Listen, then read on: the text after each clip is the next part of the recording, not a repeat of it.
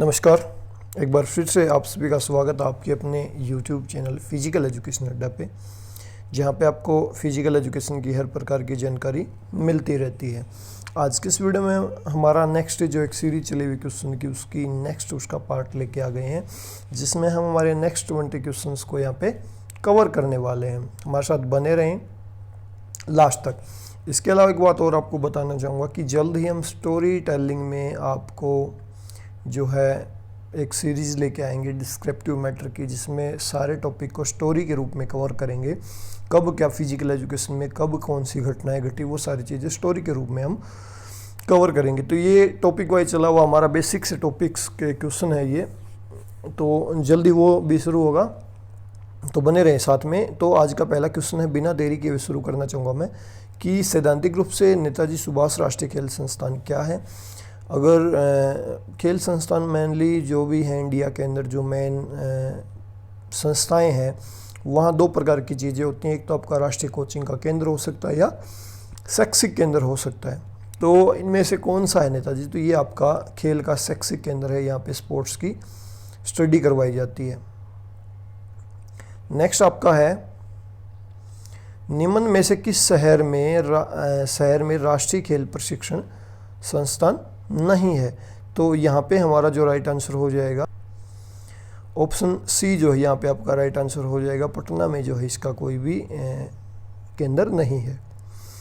Next है, शारीरिक शिक्षा के उद्देश्यों में नया दृष्टिकोण शामिल है। शारीरिक शिक्षा के जो ऑब्जेक्टिव उसमें कौन सा नया दृष्टिकोण शामिल है? तो यहाँ पे राइट आंसर हो जाएगा आपका उपयुक्त सभी, सारे ही इसके अंदर ये शामिल होते हैं। नेक्स्ट है, भारतीय खेल प्राधिकरण या कहें खेल प्राधिकरण की स्थापना कब हुई?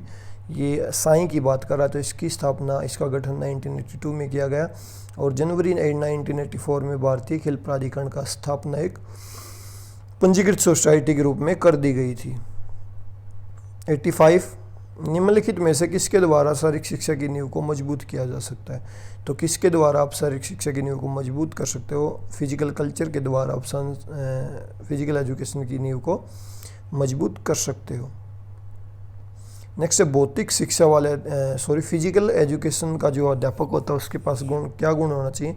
यहाँ पे फिजिकल कर लें बाई मिस्टेक, तो उसके अंदर जो अच्छा एक कार्यकर्ता होना चाहिए, अच्छा लीडर होना चाहिए, और उसके अंदर कौन सी चीज़ें और होनी चाहिए इसके अलावा? उसके अंदर खेल भावना, दूसरे के गुणों को ग्रहण करना, संतुलित व्यक्तित्व, निष्पक्षता, खेल का संपूर्ण ज्ञान हो, अच्छे हुनर को जानने वाला हो, निरीक्षण एवं विश्लेषण की योग्यता वो रखता हो। नेक्स्ट है, निम्नलिखित में से किसके द्वारा शारीरिक शिक्षा की नींव को मजबूत किया जा सकता है? ये क्वेश्चन ऊपर आज का, फिजिकल कल्चर के द्वारा ही हम इसको मजबूत कर सकते हैं। 88 नंबर है, शारीरिक शिक्षा के कार्य क्षेत्र में शामिल है। शारीरिक शिक्षा का जो फील्ड है उसमें क्या क्या चीज़ें शामिल होती हैं? स्वास्थ्य शिक्षा, खेलकूद गतिविधियाँ, कैंप डालना, नेतृत्व देना, उपयुक्त सभी, तो ये सारे ही इसके अंदर शामिल होते हैं। आपके स्वास्थ्य शिक्षा वहाँ पे आपको देनी होती है, खेलकूद की गतिविधियाँ वहाँ पे करवानी होती है, कैंप आप नेतृत्व वहाँ पे आपको देना है, तो ये सारे ही इसके अंडर आते हैं। नेक्स्ट है, भारत की पहली कौन सी संस्था जिसने देसी शारीरिक शिक्षा के उद्देश्यों को आगे बढ़ाया, जिसने खुद की जो संस्था बनी इंडिया के लोगों ने जिसको स्थापित किया, वो कौन सी संस्था थी? तो वो थी आपकी, यहाँ पे 4 ऑप्शन दिए, चारों में से एक राइट चूज करना है। तो हनुमान व्यायाम प्रसारक मंडल, जिसकी स्थापना जो है 1914 में सगे वैद बंधुओं ने की थी महाराष्ट्र के अमरावती में। इसके बाद नेक्स्ट जो हमारा क्वेश्चन है, निम्न में से खेल प्रतिभा खोज स्कॉलरशिप योजना की एक शीर्ष संस्था है। स्पोर्ट्स का टैलेंट का आइडेंटिफिकेशन कौन सी संस्था करती है? साई ये करती है। 1984 में इसको सोसाइटी के रूप में पंजीकृत किया था भारत सरकार ने। 1953 में भारत में पहली बार किसने खेल प्रशिक्षण योजना सामने रखी? तो 1953 में पहली बार जिक्र चला कि भारत के अंदर क्यों ना खिलाड़ियों को कोचिंग दी जाए, तो उस समय कौन आगे आया था? इस बात का हम जिक्र करें तो नाम आता है राजकुमारी अमृत कौर, जो खुद भी टेनिस की जो है खिलाड़ी थी। ऑप्शन बी, 1953 में भारत की तत्कालीन स्वास्थ्य मंत्री थी, तो इन्होंने सबसे पहले जिक्र किया कि स्पोर्ट्स कोचिंग क्यों ना शुरू की जाए, और इन्हीं के नाम पे पहली स्पोर्ट्स कोचिंग जो है स्कीम जो है शुरू की गई।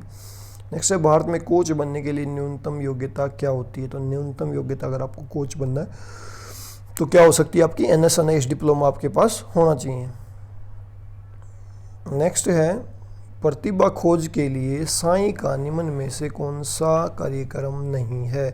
टैलेंट आइडेंटिफिकेशन के लिए साई की अलग अलग योजनाएं चल रही हैं, उसमें से नीचे ऑप्शन दिए इनमें से एक जो है साई की योजना नहीं है, वो कौन सी नहीं है। तो वो SGFI जो है ऐसी वो प्लान नहीं है जो टैलेंट आइडेंटिफिकेशन के अंदर आती है। SGFI school game of federation of India है जिसकी स्थापना 1954 में की गई थी। शारीरिक शिक्षा का उद्देश्य क्या है। तो शारीरिक शिक्षा का उद्देश्य है व्यक्ति का संपूर्ण विकास। यहाँ पे आना चाहिए लक्ष्य, लेकिन उद्देश्य बाय मिस्टेकली टाइप करें, उद्देश्य सारे ही हैं ये ऑब्जेक्टिव, लेकिन लक्ष्य है आपका व्यक्ति का संपूर्ण विकास। नेक्स्ट है शारीरिक शिक्षा प्रत्येक व्यक्ति का मूल अधिकार है, यह इसमें शामिल है। तो ये आपका यूनेस्को का घोषणा पत्र उसमें शामिल है कि शारीरिक शिक्षा प्रत्येक व्यक्ति का मौलिक अधिकार है। नेक्स्ट है कौन से प्राचीन देश में शारीरिक शिक्षा के साथ साथ खेल ने सुनहरा युग महसूस किया। तो वो कौन सा कंट्री था, वो था आपका ग्रीस। नेक्स्ट है कुमार अवस्था में व्यक्ति का बर्ताव किससे प्रभावित होता है। सबसे ज़्यादा आपकी जो किशोर अवस्था है उसमें व्यक्ति का बर्ताव सबसे ज़्यादा किससे प्रभावित होता है, समुदाय से। नेक्स्ट है 98 नंबर क्वेश्चन, निम्न में से कौन सा शारीरिक शिक्षा का उद्देश्य क्लार्क ने प्रस्तावित नहीं किया। अलग अलग फिजिकल एजुकेशनिस्ट ने अलग अलग शारीरिक शिक्षा के उद्देश्य बताए, उसमें से क्लार्क थे, उन्होंने जो है भी अपने उद्देश्य बताए। तो इनमें से कौन सा इन्होंने नहीं बताया, तो वो था तंत्रिका पेशीय तालमेल, बाकी तीनों ही इन्होंने बताए थे। नेक्स्ट, निम्न में से किसने सबसे पहले स्कूलों में आधुनिक शारीरिक शिक्षण शुरुआत करने की पहल की। तो वो कौन था जिसने सबसे पहले स्कूलों में आधुनिक शारीरिक शिक्षण शुरुआत करने की पहल की, वो थे आपके नेशनल फिटनेस क्रॉप्स नामक स्कीम थी जो पहली बार स्कूलों में लागू हुई। 1965 में इसकी स्थापना की गई थी योजना की, जिसके द्वारा स्पोर्ट्स की एक्टिविटीज़ स्कूल के अंदर पहुंची। आज का हमारा लास्ट का जो क्वेश्चन है, शारीरिक शिक्षा का अर्थ है, फिजिकल एजुकेशन का क्या मीनिंग है। तो ये है मानव जाति का समग्र विकास करना ही इसका अर्थ है। यहाँ पे पढ़ भी सकते हैं, शिक्षा का अर्थ व्यक्ति के व्यक्तित्व के पूर्ण विकास की प्रक्रिया जिसमें शारीरिक क्रियाओं द्वारा शारीरिक स्वास्थ्य, शारीरिक शक्ति एवं शारीरिक कौशलों को सुव्यवस्थित एवं क्रमबद्ध रूप से वैज्ञानिक आधारों में विकसित किया जाता है, शारीरिक शिक्षा ये कहलाती है। तो ये थे आज के 20 इंपॉर्टेंट क्वेश्चन, बहुत स्पीडली करवाए हैं, थोड़ा सा बिजी होने के कारण आज ये स्पीडली मैंने करवाया है सब कुछ। उम्मीद कर रहा हूँ आपको समझ में आ गए होंगे। बहुत सारे बच्चे ये भी कह रहे हैं कि लेवल जो है क्वेश्चन का बढ़ाइए सर। मैं फिर बोलना चाहूँगा, अभी बेसिक क्वेश्चन हमारे चल रहे हैं, जैसे जैसे स्टेज आगे बढ़ेगी तो वहाँ पे क्वेश्चंस का लेवल भी चेंज होगा। अब ये जो पहले क्वेश्चंस हैं ये नॉर्मली क्या हैं, ये बेसिक चैप्टर से आते हैं। नॉर्मली आपका फिलोसफी का क्वेश्चन हो गया, आपका बॉडी टाइप का क्वेश्चन हो गया, तो ये बेसिक सी चीज़ें हैं, अभी ये चल रहा है। तो आप इंतज़ार कीजिए, वहाँ भी एंट्री होगी हमारी जल्दी, तो अभी वेट कीजिए, ज़्यादा जल्दबाजी मत कीजिए। ये क्वेश्चन भी ज़रूरी हैं, बार बार एग्जाम में आते भी हैं, आप देख भी रहे होगे। साथ साथ क्वेश्चन में बताया भी जा रहा है कि ये क्वेश्चन कौन से एग्ज़ाम में आया था। जैसे ये 2011 TGT में आया था, कोई पेपर हुआ होगा TGT का, उसमें आ चुका है। तो आप इंतज़ार कीजिए, अच्छे लेवल के क्वेश्चंस भी आएंगे, ठीक है। नेट के से रिलेटेड क्वेश्चंस भी आएंगे, तो इंतज़ार करते रहिए। जल्द मिलते हैं नए टॉपिक के साथ, तब तक के लिए नमस्कार, जय हिंद, थैंक यू।